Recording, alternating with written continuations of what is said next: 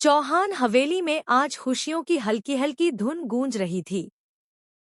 घर के आंगन में रंगोली की खुशबू, दियों की लौ और घर की दीवारों पर बंधे फूलों के हार जैसे अपनी अपनी तरह से स्वागत कर रहे थे नई बहू वसुधा का।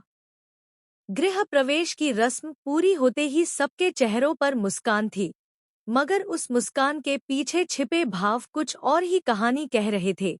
एक ऐसी कहानी जो अब करवट बदलने वाली थी। वसुधा, जिसने अभी अभी अपने जीवन का नया अध्याय शुरू किया था, शायद खुद नहीं जानती थी कि इस चमकती कोठी के अंदर कितने रहस्य दफन हैं।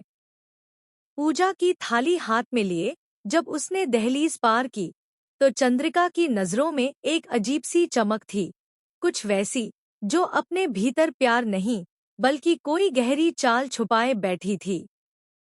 त्योहार का दिन था। पूरे घर में पकवानों की खुशबू बसी हुई थी। वसुधा ने सुबह से लेकर शाम तक सबके लिए खाना बनाया, मीठा, नमकीन परोसे, सजाए और हर किसी को मुस्कुराकर थाली दी। चंद्रिका बार बार मुस्कुरा रही थी, लेकिन उस मुस्कान के पीछे क्या चल रहा था, ये वसुधा नहीं समझ पाई।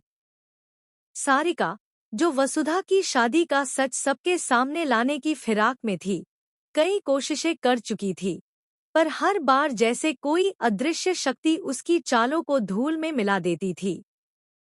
जब सब लोग खाना खाकर संतुष्ट हुए, तभी चंद्रिका ने अपने मीठे मगर ताने भरे अंदाज में कहा, वसुधा, तुमने तो पूरे दिन घर का सारा काम अकेले ही कर लिया। अब घर जाओ। तुम्हारे चेहरे पर थकान साफ झलक रही है।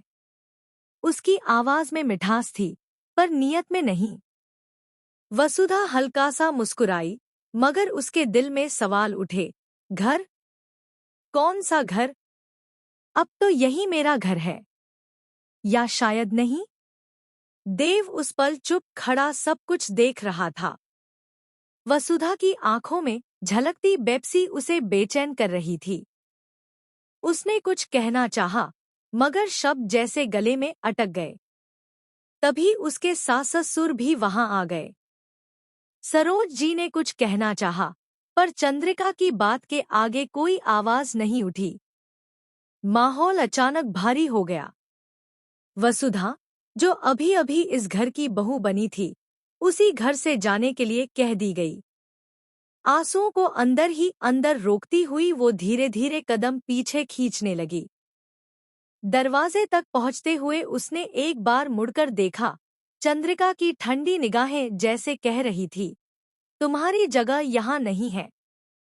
रात ढल चुकी थी जब वसुधा अपने मायके के आंगन